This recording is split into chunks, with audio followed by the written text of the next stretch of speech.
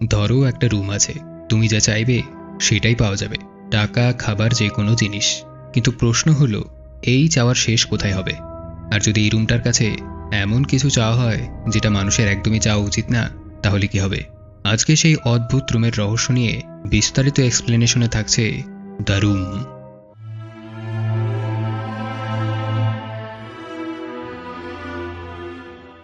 তো গল্পের শুরুতে আমরা দেখতে পাই একটা দম্পতি নিউ ইয়র্ক শহর থেকে অনেকটা দূরে এক নির্জন গ্রাম এলাকায় একটা বাড়ি কিনেছে। আর এ হচ্ছে ম্যাট। ম্যাটের আর্টের কাজ এখন খুব একটা ভালো চলছে না। অন্যদিকে কেট ট্রান্সলেটরের কাজ করে, সেখানেও এখন বেতন তেমন বেশি না। তাই শহরের দামি জীবন এখন তাদের আর্থিক সামর্থ্যের বাইরে। তাই শহর থেকে অনেকটা দূরে হলেও তাদের বিশ্বাস তারা এখানে আবার নতুন করে সবকিছু শুরু করতে পারবে। আজকে সকাল সকালই কেটের মা ফোন করে তাদের নতুন বাসার ঠিকানা জেনে নেয়। কাজে দেরি হয়ে যাচ্ছে দেখে ম্যাট তার স্ত্রীকে আদর করে বলে, জুনবাগ, এখন তাহলে মাকে বাই বলে দাও, অনেকটা কাজ বাকি আছে। ম্যাট ভালোবেসে তাকে জুনবাগ মানে জুন পোকা বলে ডাকে। হ্যাঁ, শুনতে একটু অদ্ভুত লাগে। এরপর তারা দুজনে মিলে তাদের নতুন কেনা ঘরটা সাজাতে শুরু করে। বাড়িটা অনেক পুরাতন হওয়ায় এর অনেক আসবাবপত্রই আর ব্যবহারযোগ্য নেই। একসময় ম্যাট খেয়াল করে দেয়ালের একটা জায়গায় ওয়ালপেপারে একটা ফুটোর মতো দেখা যাচ্ছে। দূর থেকে দেখলে এটা একটা দরজার মতো লাগে। ওয়ালপেপারের কাগজটা পুরো ছিঁড়লে দেখা যায় সেখানে আসলেই একটা দরজা আছে। ওয়ালপেপার দিয়ে বহুদিন ধরে দরজাটা ঢেকে রাখা হয়েছিল, আর দরজায় একটা চাবি দেওয়ার জায়গা আছে। চাবির জায়গাটা দেখে ম্যাটের খেয়াল হয় সে একটু আগে পুরনো জিনিসপত্রের সাথে চাবির মতো একটা জিনিস বাইরে ফেলে দিয়েছিল। সেখানে গিয়ে একটু খোঁজার পর ম্যাট চাবির আরেকটা অংশ পায়। দুটো পার্ট একসাথে জোড়া দিলে বোঝা যায় এটাই এই দরজার চাবি ছিল। দরজাটা খুলে ভেতরে ঢুকলে তারা দেখতে পায় ভেতরে তেমন কিছু নেই, একদমই ফাঁকা একটা রুম। কিন্তু ঘরের ভেতরে পা রাখতেই বাড়ির বৈদ্যুতিক লাইনে একটা গোলযোগ দেখা দেয়। লাইটগুলো হঠাৎই অন অফ হতে শুরু করে। ম্যাটের মনে হয় পুরনো বাড়ি হওয়ার কারণে হয়তো লাইনে কোনো সমস্যা হয়েছে। তাই সে এলাকার বিদ্যুৎ কোম্পানিতে ফোন করে। ওই দিন ঘরটা তারা ওভাবেই রেখে দেয়। পরদিন সকালে বিদ্যুৎ কোম্পানি থেকে একটা লোক আসে। ম্যাট এই প্রথমবার লোকটাকে নিয়ে বেসমেন্টে বাড়ির মেইন সার্কিটটা খুঁজতে যায়, যেখানে তারা বহু বছরের পুরনো একটা বিশাল অদ্ভুত সার্কিট দেখতে পায়। চারিদিকে অসংখ্য তার এলোমেলোভাবে ছড়িয়ে ছিটিয়ে আছে, আর সবগুলোই ওই সার্কিটটার সাথে যুক্ত আছে। কোম্পানি থেকে আসা লোকটা জানায় সে তার জীবনে এমন কিছু কখনো দেখেনি। ম্যাট বলে, তুমি কি এটা ঠিক করতে পারবে? লোকটা বলে, আপাতত তো না, সময় লাগবে। যেতে যেতে লোকটা জানায় এবারের আগের মালিক তার স্ত্রী সমেত রোমহর্ষকভাবে খুন হয়েছে বেশ কয়েক বছর আগে। তারপর থেকে এই বাড়িটা এভাবে খালি পড়ে আছে। সে নিজে হলে এই বাড়িটা কখনোই কিনত না। এতদিন পর এই বাড়িটা বিক্রি হয়েছে দেখে সে অবাকই হয়েছে। লোকটার কথা শুনে ম্যাটের মন কিছুটা খারাপ হয়ে যায়। স্প্রিংওয়েল হাউসটা নিয়ে ইন্টারনেটে সার্চ করতেই একের পর এক ভয়ঙ্কর নিউজ আর্টিকেল সামনে চলে আসে। সকালে বৈদ্যুতিক অফিসের লোকটা যা বলছিল সেটা একেবারেই সত্যি। বাড়িটার আগের মালিক পল আর ম্যাডেলিনকে তাদের নিজের সন্তান খুন করেছিল, আর স্বীকারোক্তিতে এসে বলেছিল ওই রুমটাই নাকি তাকে ওই ভয়াবহ কাজটা করতে বাধ্য করেছে। খবরটা পড়ে ম্যাট গভীর চিন্তায় ডুবে যায়, কারণ সে অনেকগুলো টাকা খরচ করে ওই অভিশপ্ত বাড়িটাই কিনেছে। কিছুক্ষণ পর একটা ওয়াইনের বোতল হাতে করে ম্যাট ওই রুমটায় গিয়ে বসে। একসময় ওয়াইনের বোতলটা খালি হয়ে গেলে ম্যাট আনমনে বলে, ইস, যদি আরেকটা ওয়াইনের বোতল পাওয়া যেত তাহলে ভালোই হতো। আর তখনই সাথে সাথে রুমে অদ্ভুত কিছু একটা হয়। রুমের আলো একবার বন্ধ হয়ে অন হওয়ার সাথে সাথেই সেখানে কোথাও থেকে একটা ওয়াইনের বোতল চলে আসে। ম্যাট বিষয়টা দেখে একেবারেই চমকে যায়। অন্য রুম থেকে কেট আওয়াজ পেয়ে ওই রুমটার দিকে গেলে দেখে ম্যাট ওই রুমটার ভেতরে অনেকগুলো জিনিস নাড়াচাড়া করছে, কিন্তু এগুলো তো তারা সঙ্গে করে নিয়ে আসেনি। তাহলে কোত্থেকে এলো এগুলো? ম্যাটকে জিজ্ঞেস করলে সে পাগলের মতো কেটকে জিনিসগুলো দেখাতে থাকে, আর তাকে কিছু একটা চাইতে বলে, যেটা তার এখন খুব দরকার। কেট বলে তার এখন একটা ভালো চাকরি দরকার। ম্যাট তখন বলে, না না না, কোনো জিনিসের নাম বলো। কেট তখন বলে তার $1000 দরকার। আর তখন ঠিক আগের বারের মতোই লাইটটা একবার ফ্লিকার করে, আর সেখানে $1000 চলে আসে। কেট মনে করে ম্যাট তার সাথে মজা করছে। এই টাকাটা সে আগে থেকেই এখানে লুকিয়ে রেখেছিল। তখন সে বলে, আচ্ছা, আমি যদি আরো বেশি টাকা চাই? তখন ম্যাট বলে, এই জিনিসটা এতক্ষণ আমার মাথায় কেন আসেনি?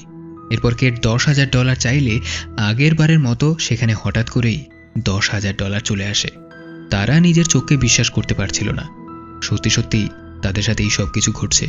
খুব শীঘ্রই তারা বুঝে যায় এই রুমটাতে যা কিছু চাওয়া হয় তাই পাওয়া যায়। আর তারপরেই তারা যা খুশি তাই চাইতে থাকে। দামি দামি জিনিস আর টাকা দিয়ে পুরো ঘরটা ভরে যায়। তারা সেই সব কিছু চায় যেগুলো তারা আগে কখনোই কিনতে পারতো না। কেট শেষ পর্যন্ত সিদ্ধান্ত নেয় সে তার বিরক্তিকর ট্রান্সলেশনের কাজটা ছেড়ে দেবে। তাই ঘরে তার একটা পার্টি রাখে আর দামি ড্রেস পরে সেই পার্টিটা উপভোগ করে।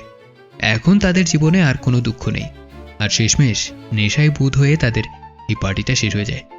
সকাল হলে ম্যাট খেয়াল করে কেট বাড়ির পেছনের দোলনাটায় বসে আছে। গতকালকের রাতের পার্টির পর আজকে তাকে একটু আনমনা লাগছে। তখন ম্যাট খেয়াল করে তার গলায় গতকালের হীরার নেকলেসটা নেই। কেটকে এই ব্যাপারে জিজ্ঞেস করলে সে বলে হয়তো হারিয়ে গেছে। ও আর এমন কি, মন চাইলে আরেকটা চেয়ে নেব, এমনিতেও তো জাদুর মাধ্যমে পেয়েছিলাম।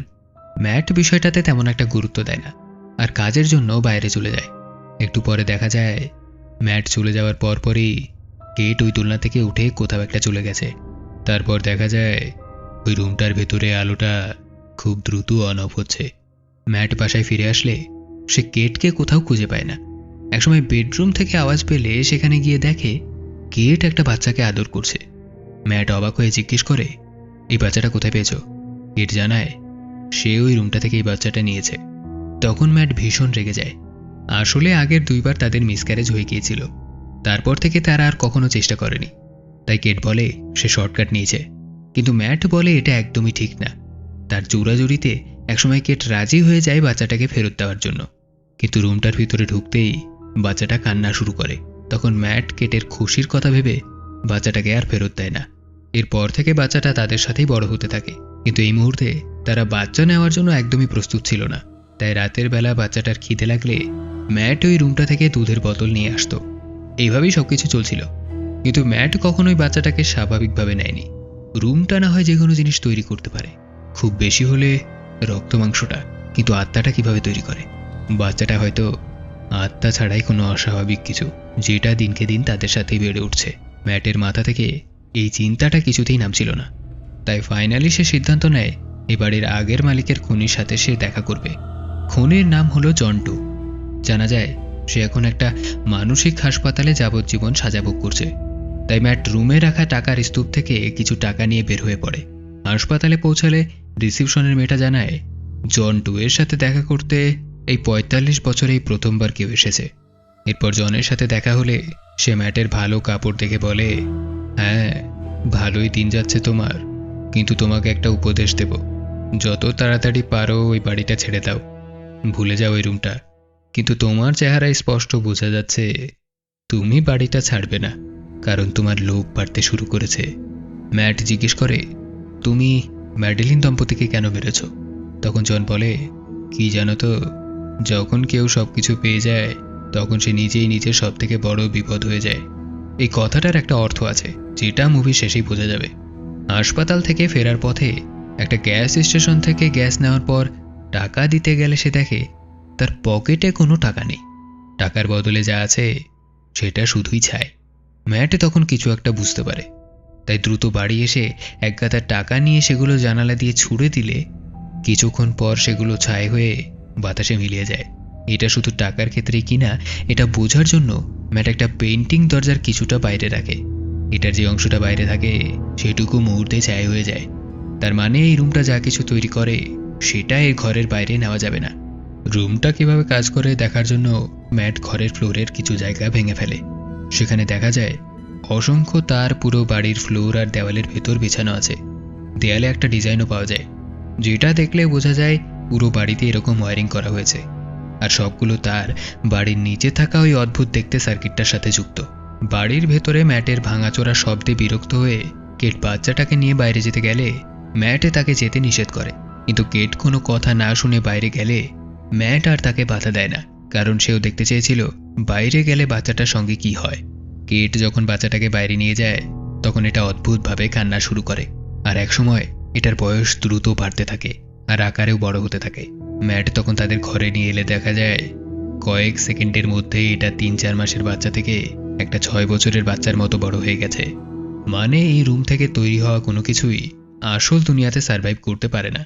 রুমের বাইরে নেওয়া মাত্রই সময় এত দ্রুত যেতে শুরু করে যে জিনিসগুলোর লাইফ টাইম শেষ হয়ে এগুলো কার্বন মানে ছায়ে পরিণত হয়ে যায়।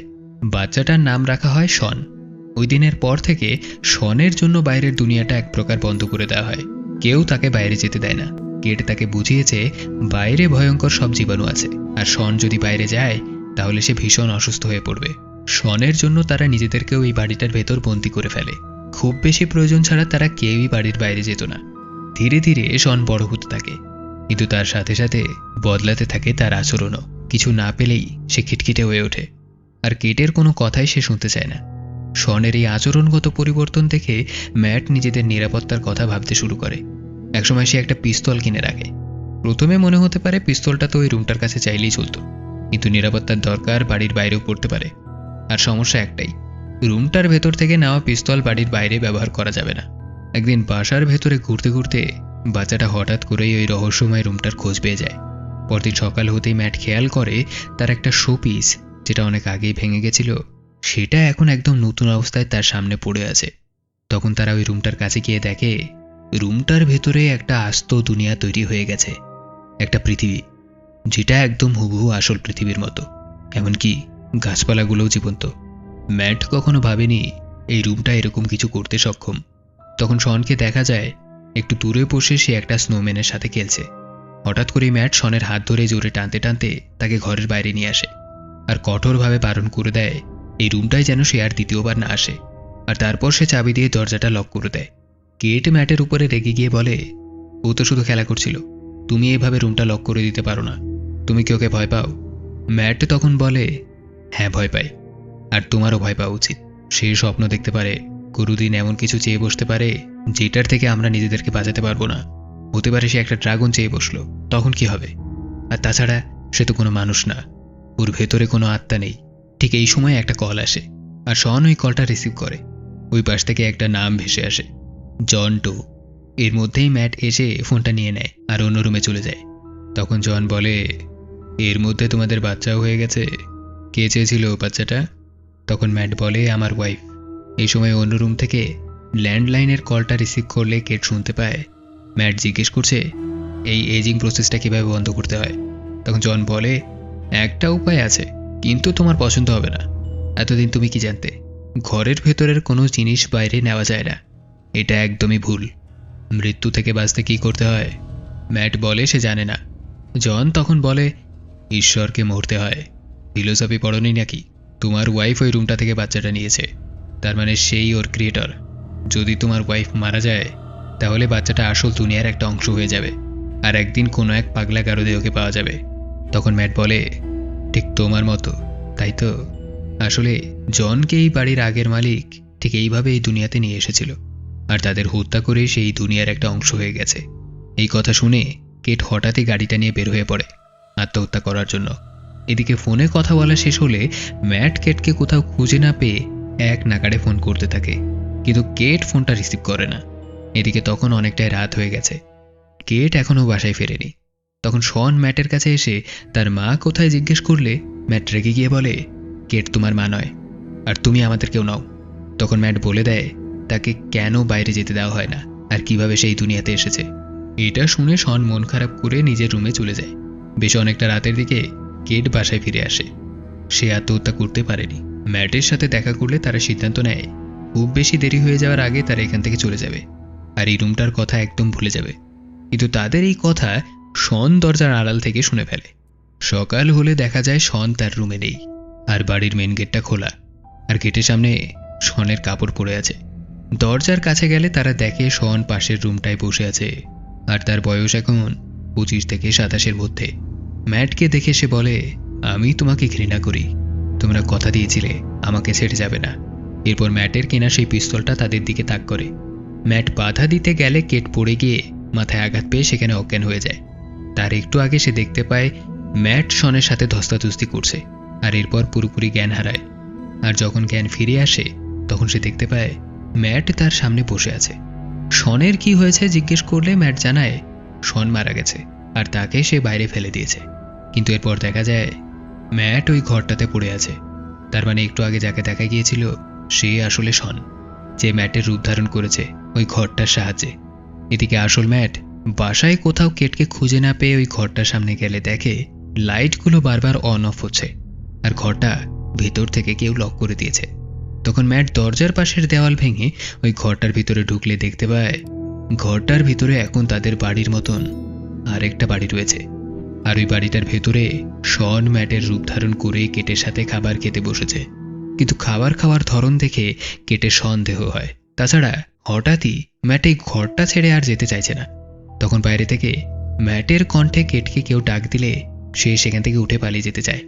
তখন শন তাকে তাড়া করতে থাকে। একসময় কেটের সামনে দুইজন ম্যাট চলে আসে। তখন কেটকে জুনবাগ বলে ডাক দিলে কেট বুঝে যায় এটাই শন, কারণ ম্যাট তাকে ভালোবেসে জুনবাগ বলে ডাকে, আর এই সময়ে তাকে এই নামে ডাকার কথা না। তখন সে শনকে ধাক্কা দিয়ে সিঁড়ি থেকে ফেলে দেয়, আর সেখান থেকে তারা দুজনেই পালিয়ে যায়। শন তাদের তাড়া করতে করতে আসল দুনিয়ায় চলে আসে। ম্যাটকে মারতে গিয়ে শন বাড়ির বাইরে পড়ে যায়, আর এই ফাঁকে কেট দরজা লাগিয়ে দেয়।